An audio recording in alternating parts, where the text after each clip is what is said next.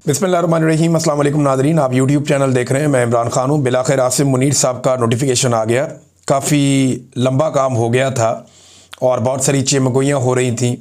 पहले बहुत सारे लोग कह रहे थे किसी नोटिफिकेशन की ज़रूरत नहीं है, तो उन सारे लोगों के लिए बड़ी शर्मिंदगी की बात है कि नोटिफिकेशन ही बिलाखिर आया।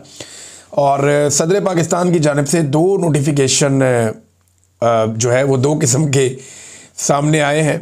एक उन्होंने अंग्रेज़ी में ट्वीट किया जो प्रेसिडेंट ऑफ पाकिस्तान का अकाउंट है, और दूसरा उन्होंने उर्दू में ट्वीट किया। और दोनों के अंदर जो बताया गया वो एक ही चीज़ है, लेकिन जो नीचे नोटिफिकेशन है अगर उन्हें आप गौर से देखें तो एक के अंदर जो अंग्रेज़ी में पहले किया गया उसमें डेट नहीं लिखी हुई, यानी आसिफ अली जरदारी के दस्तखत हैं। दोनों दस्तखत हैं, मामूली से फ़र्क है, इतना तो हो ही जाता है हर एक का दस्तखत करते हुए।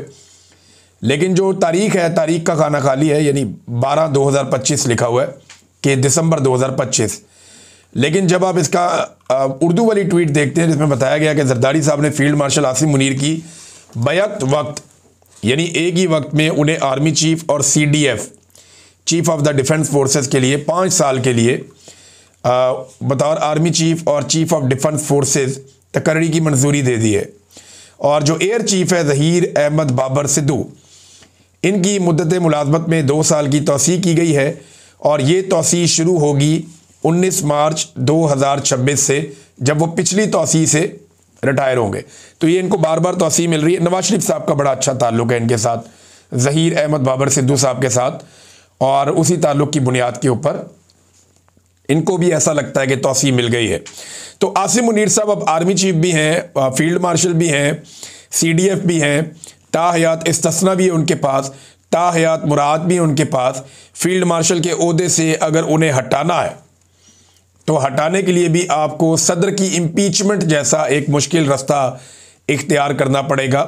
बहरहाल आसिम मुनीर साहब के लिए अब नए चैलेंजेस होंगे, और कहा तो ये जा रहा है जनाब एक नया दिन शुरू होने जा रहा है आज के दिन से, और एक नई उड़ान होगी। तो आसिम मुनीर का अपना स्टेटमेंट क्या है पहले वो देखते हैं, फिर आपको बताते हैं कि उनके लिए चैलेंजेस ऐसे कौन से हैं जिसका उन्हें सामना करना पड़ेगा। तो एक तो ये उर्दू वाली जो ट्वीट बाद में की गई, इसमें फिर 4 दिसंबर की डेट दे दी गई, और जो पहले वाली थी उसके अंदर कोई डेट नहीं थी।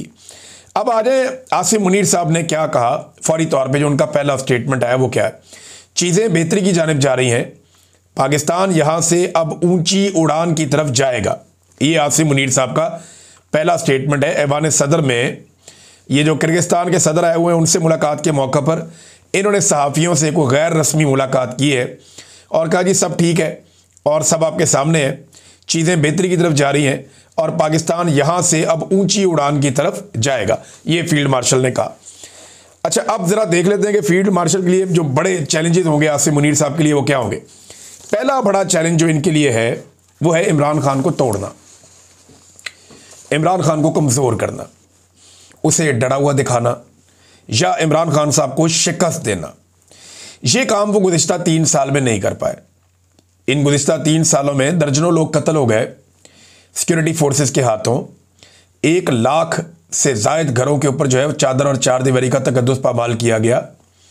को 25-30 हज़ार बंदा इन्होंने गिरफ्तार करके जेलों के अंदर डाल दिया।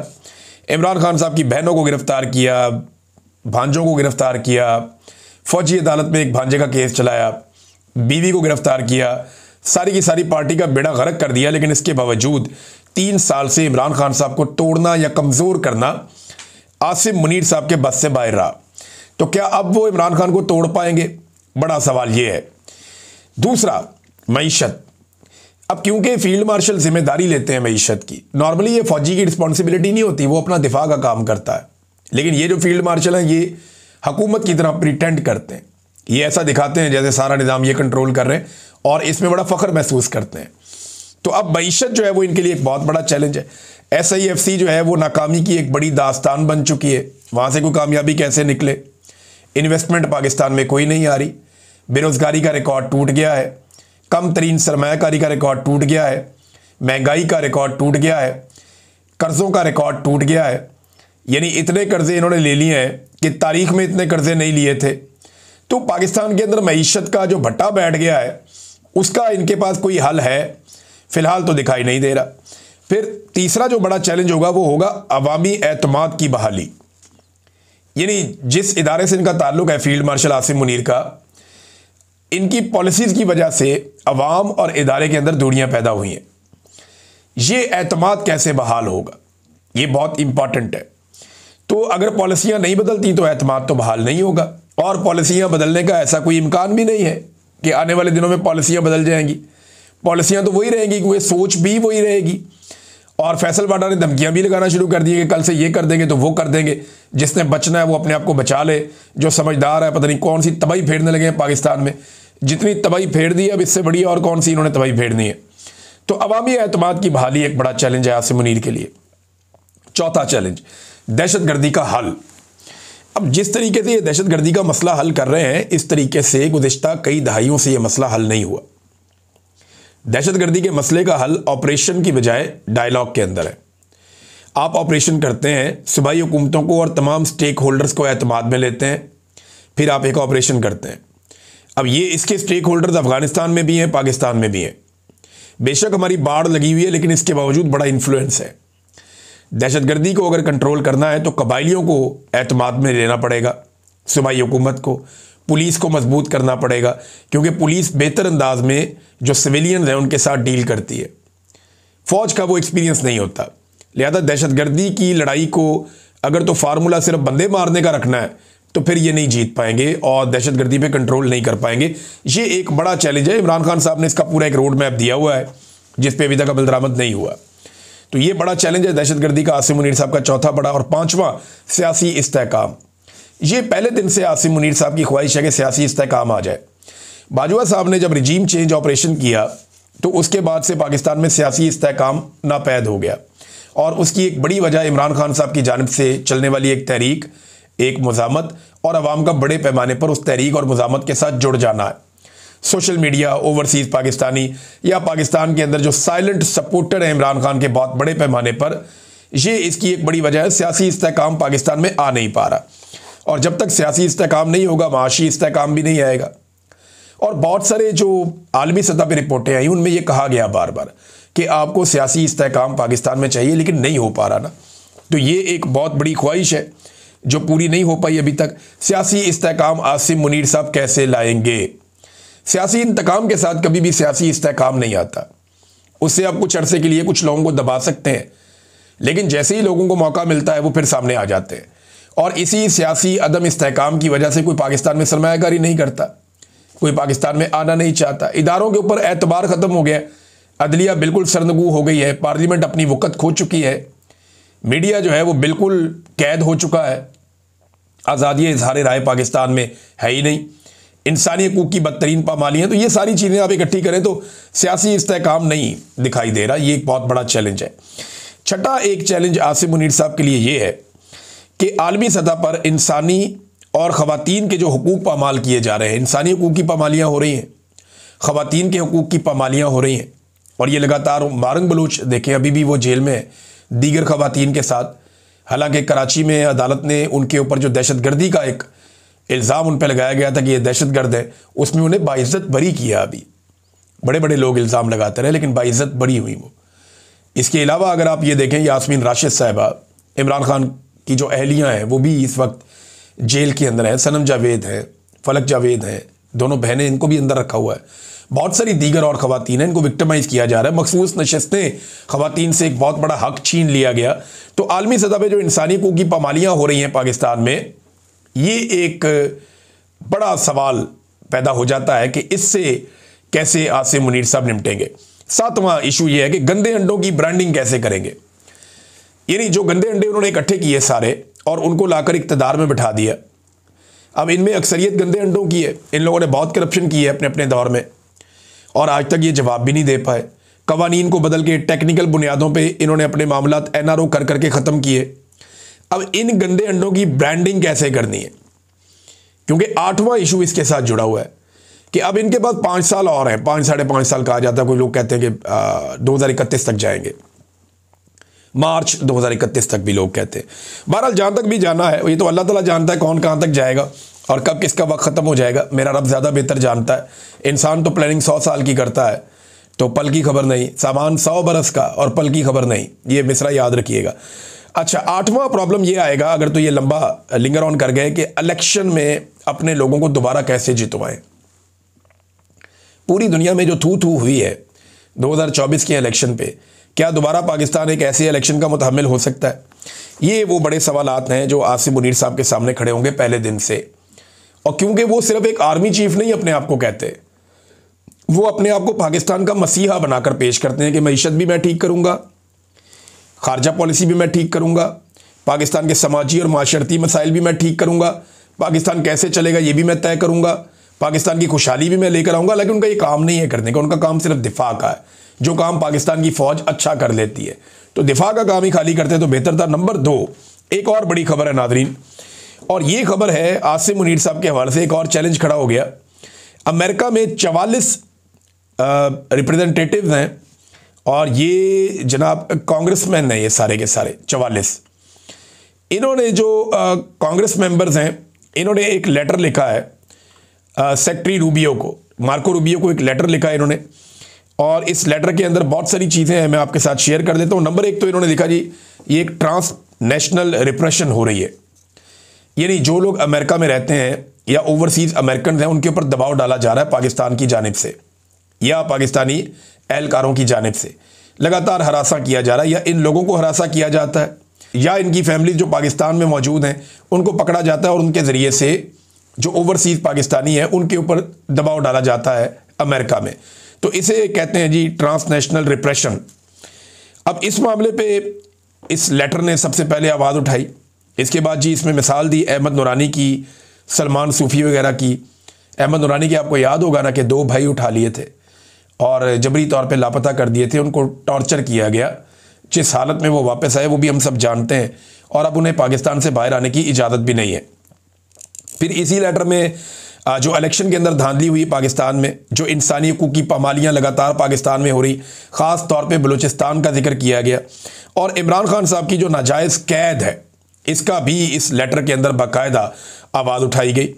साथ में जो पाबंदियाँ, अब इसमें जो मुतालबा है वो ये है कि पाबंदियाँ लगाई जाएँ, असासे ज़ब्त किए जाएँ और कार्रवाई की जाए। और ख़ास तौर पे आसिम मुनीर साहब का नाम लेकर बार बार उन्हें टारगेट किया गया इस लेटर के अंदर। और ये 44 लोग हैं कांग्रेसमैन जिन्होंने मार्को रूबियो को ये लेटर लिखा है। ना सिर्फ उन्होंने ये लेटर लिखा बल्कि उन्होंने चंद सवालात भी पूछे हैं और इनका जवाब भी तलब किया है।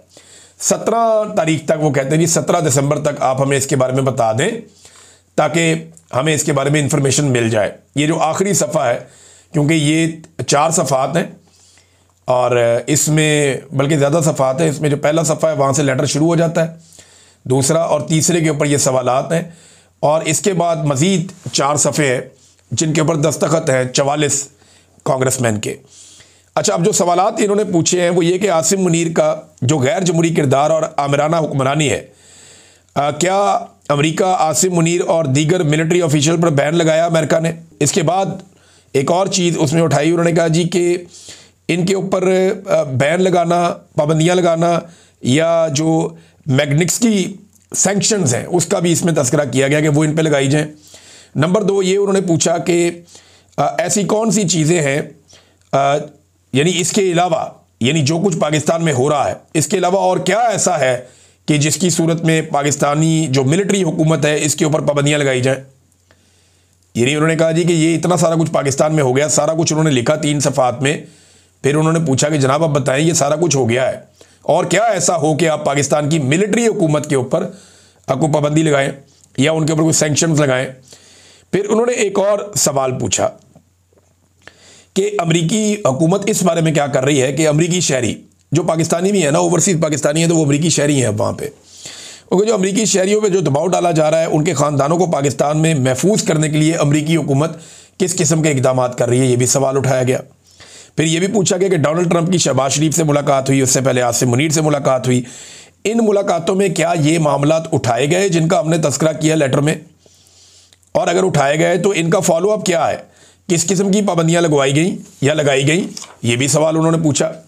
फिर आखिर में उन्होंने एक बड़ा इंपॉर्टेंट क्वेश्चन किया, उन्होंने कहा जी आसिम मुनीर के साथ आप एंगेजमेंट करते हैं तो अमेरिका तो डेमोक्रेसी में मानता है, ह्यूमन राइट्स में मानता है, तो जब आप उनके साथ एंगेजमेंट करते हैं तो ऐसी एंगेजमेंट से जो अमेरिका के जमहूरियत और इंसानी हकूक़ के हवाले से पॉलिसी है उन उसूलों की खिलाफ वर्जी हो जाती है, क्या नहीं होती, ये भी उन्होंने पूछा। तो अब ये 5 चीज़ें उन्होंने पूछी हैं। मार्को रूबियो को लेटर आएगा जवाब में, तो फिर पता चलेगा कि वो इसका जवाब क्या देते हैं। लेकिन पाकिस्तान के अंदर अभी फ़िलहाल आसिम मुनीर साहब ने वो अचीव कर लिया जो वो अचीव करना चाहते थे। लेकिन पाकिस्तान ने इसमें क्या अचीव किया? कुछ भी नहीं। अगर आर्मी चीफ कोई और भी आ जाता तो पाकिस्तान को क्या फ़र्क पड़ता? कोई फ़र्क नहीं पड़ता। पाकिस्तान को फ़र्क पड़ेगा जब पाकिस्तान में मैंडेट का एहतराम किया जाएगा, जब इंसानी हकूक़ की पामालियाँ बंद हो जाएंगी, जब अदलिया आज़ाद हो जाएगी, मीडिया आज़ाद हो जाएगा, जब पाकिस्तान में आज़ादी इज़हार राय होगा, जब पाकिस्तान के अंदर रूल ऑफ लॉ होगा, जब पाकिस्तान में 2 नंबरी और फ्रॉड बंद हो जाएगा, जब पाकिस्तान में एहतसाब का एक गैर जानिबदार सिस्टम होगा जिसकी मौजूदगी में करप्शन कोई नहीं कर सकेगा, जब इदारे सियासत में मुदाखलत बंद कर देंगे, जब ये सारी चीज़ें हो जाएंगी ना, सिफारिश रिश्वत ये चीज़ें ख़त्म हो जाएंगी और अपनी मर्ज़ी के बंदे इधर लगाओ उधर लगाओ, जब ये खेल ख़त्म हो जाएगा तो याद रखिएगा कि पाकिस्तान की किस्मत बदल जाएगी। अभी सिर्फ चंद लोगों की जिनकी तैनाती हैं उनकी किस्मत बदली है, पाकिस्तान की नहीं बदली। नाज़रीन, इसराइली अखबारात ने इंकशाफ किया है और एक ख़ास तौर पे ये इसराइली अखबार मेरे सामने मौजूद है, हेरेट्स, और हेरेट्स ने भी इसके बारे में बताया, इसराइली अखबार ने भी इसके बारे में बताया। इनके जर्नलिस्ट ये रिपोर्ट लिख रहे हैं और इससे पहले एक दफ़ा ये रिपोर्ट मैं पहले भी आपके सामने रख चुका हूँ, ये किसी और ज़रिए से आई थी। अब वो ये बता रहे हैं कि इसराइली सॉफ्टवेयर पाकिस्तान में इस्तेमाल हो रहे हैं अमरीकी पाबंदियों के बावजूद। ये नहीं एक इसराइली कंपनी है, इसका बाकायदा यहाँ पे इन्होंने नाम भी लिखा है, ये स्पाईवेयर फर्म है और इंटेलेक्सा, और ये जनाब एक साबिक ऑफिसर है जो इसको चलाता है। अमेरिका ने इसके ऊपर पाबंदी लगाई हुई है लेकिन इसके बावजूद ये एक्टिव है और पाकिस्तान जो है वो इस सॉफ्टवेयर को इस्तेमाल कर रहा है। सिर्फ पाकिस्तान नहीं कर रहा है, सऊदी अरब भी कर रहा है और कुछ और जगह पे भी इस्तेमाल हो रहा है, ये इसमें कहा गया। लेकिन पाकिस्तान में जो रिपोर्ट है वो ये है कि दर्जनों अफराद की जासूसी की गई है, इसराइली सॉफ्टवेयर को इस्तेमाल किया गया है और जिस कंपनी का ये सॉफ्टवेयर है उसके ऊपर अमेरिका ने पाबंदी लगा रखी है। और हाल ही में एक इसका पूरा एग्जाम्पल दिया गया, इस सॉफ्टवेयर के ज़रिए से वकील का मोबाइल फ़ोन हैक किया गया और उसकी मालूमात सारी हासिल की गई। ये जो नाज़रीन आपको कोई लिंक आ जाता है ना, कभी कभी आपको ईमेल में आ जाए या आपको मोबाइल फ़ोन में आ जाए, इस किस्म का कोई लिंक आपके पास आ जाए, चाहे वो खबर की सूरत में आए या आपकी अपनी खबर की सूरत में आए, तो आपने वो खोलना नहीं है जब तक कि आपको पूरा यकीन नहीं है। बाद औक़ात आप किसी लिंक को खोलते हैं, आपका पूरा सिस्टम हैक हो जाता है। लिहाजा इसके लिए एक आसान तरीका मैं आपको और बताता हूँ। आपको कोई भी चीज़ आए, उस चीज़ को फॉरवर्ड करें किसी आप एक्स्ट्रा डिवाइस के ऊपर। ये सबके लिए नहीं है, जो लोग बड़े ओहदों पे हैं या जो लोग ये समझते हैं कि उनकी जासूसी की जा सकती है, तो वो बड़े आराम से ये कर सकते हैं कि उनको जो भी कोई चीज़ लिंक की सूरत में किसी सूरत में आए तो उसको किसी और डिवाइस पे कहीं और भेज दें, किसी और अकाउंट पे उसको भेजें और वहाँ से उसको खोल कर चेक कर लें अगर आपको चेक करना ही है तो। वरना हर चीज़ आपको वैसे ही अवेलेबल होती है, आप सर्च कर लेते हैं, लेकिन अगर आपको चेक करना है तो किसी और डिवाइस के ऊपर, किसी और अकाउंट के ऊपर कहीं और जाके आप ये ट्राई करें। अपने मोबाइल फ़ोन के ऊपर, अपने ज़ाती अकाउंट्स के ऊपर इसको खोलेंगे तो ये इम्कान मौजूद रहेगा कि आपको हैक किया जा सकता है। नाज़रीन, प्यूटन पहुंचा भारत में उसका बड़ा इस्तकबाल हुआ, रेड कारपेट किस्म का। लेकिन भारत में आने के बाद प्यूटन ने वहाँ तालिबान की तारीफ़ की, जो एक बड़ी अजीब बात है। अफ़गान तालिबान की तारीफ़ की है प्यूटन ने भारत में बैठ के। उन्होंने कहा Taliban clearly controls the situation in Afghanistan, वो अफ़गानिस्तान में सिचुएशन को कंट्रोल कर रहे हैं और तालिबान की हुकूमत ने बहुत सारे इक़दाम किए हैं, बहुत सारे एक्शन लिए हैं दहशतगर्दों और दहशतगर्दी की मुख्तलिफ़ ऑर्गेनाइजेशन के ख़िलाफ़, और वो कामयाबी से ये काम कर रहे हैं। तो ये प्यूटन का अफ़गानिस्तान के बारे में पॉजिटिव स्टेटमेंट देना भारत में बैठ के पाकिस्तान के लिए ये चीज़ें बड़ी मानी खेज हैं। देखिए, हमने अमेरिका के साथ अपने ताल्लुकात कुछ बेहतर किए हैं और वो इस बुनियाद पे किए हैं कि हमने बहुत सारे उनके मफादात को सपोर्ट किया अमेरिका के, चाहे वो इसराइल का मामला हो, फ़लस्तीन का मामला हो, अफ़गानिस्तान का मामला हो, मादनियात का मामला हो, अमन के नोबेल प्राइज़ का मामला हो, जो भी है पाकिस्तान ने बहुत सपोर्ट किया डोनाल्ड ट्रंप को। उसके ज़रिए से हमने अमेरिका के साथ कुछ ताल्लुकात बेहतर किए हैं, मगर बज़ाहिर ये दिखाई देता है कि जो ख़ित्ता पाकिस्तान का है, जहाँ पे पाकिस्तान मौजूद है, उस खित्ते में तवाज़ुन पाकिस्तान बरकरार नहीं रख पाया, या पाकिस्तान का रिजीम जो मौजूदा है वो ये नहीं कर पाया और अच्छे ताल्लुकात बनाने में पाकिस्तान यहाँ पे कामयाब नहीं रहा। पाकिस्तान के चारों तरफ जो ममालिक हैं सिवाय चाइना के, बाकी किसी के साथ पाकिस्तान के कोई अच्छे ताल्लुकात, मिसाली ताल्लुकात इस वक्त नहीं है। नाज़रीन, जज के बेटे का मामला आगे बढ़ रहा है आहिस्ता आहिस्ता, और इस हवाले से खबर यह है कि इस्लामाबाद में ख़वातीन को कुचलने वाले छोटे जज साहब, यानी जज साहब का बेटा, उनके 4 रोज़ा जिस्मानी रिमांड का पहला नतीजा सामने आ गया। हादसे में जाँ बहक होने वाली एक लड़की का ख़ानदान सुलह के लिए मान गया, ताहम दूसरे ख़ानदान को मनाने के लिए रात गए तक कोशिशें जारी हैं। पूरे सिस्टम की भरपूर कोशिश है कि सुबह जिस्मानी रिमांड मुकम्मल होने के बाद जेल जाने से बचा जा सके। ट्रैफिक हादसे में कमज़ोर तरीन दफात के तहत दर्ज FIR में 4 रोज़ा जिस्मानी रिमांड को सुलह के लिए वक्त देना ही समझा जाए। यानी अब आप समझ लेना, बड़े आदमी का बच्चा है और बड़ा आदमी वो जो इस वक्त सिस्टम को पसंद है और सिस्टम लेकर आया उन्हें, तो फिर ऐसे जज साहब की इस किस्म का कोई केस आ जाए तो मेरे ख्याल में ये तो बड़ा गोल्डन चांस है एजेंसियों के लिए। अब इन जज साहब को कहीं भी इस्तेमाल किया जा सकता है, यानी इनके बेटे के नाम पे इन्हें जब चाहे ब्लैकमेल किया जा सकता है जज साहब के बेटे के नाम के ऊपर। ये मुद्दई अभी सुलह कर लेंगे, कल को ये किसी वक्त भी स्टेटमेंट दे सकते हैं कि जनाब हम पे दबाव डालकर हम पे सुलह करवाई गई, उस वक्त हम वो सुलह नहीं करना चाहते थे, केस दोबारा रीओपन किया जाए। तो ये बड़ा मामला है जो हमेशा एक फंसा रहेगा और ये गले की हड्डी बना रहेगा। तो ये इस तरह का मामला तो हमेशा बड़ा सूट करता है पाकिस्तान के सिस्टम को कि किसी बंदे को काबू करना हो तो बड़ा आसान तरीका है। नाज़रीन, अब तक के लिए इतना ही। अपना ख्याल रखिएगा, अपने इस चैनल का भी। अल्लाह हाफ़िज़।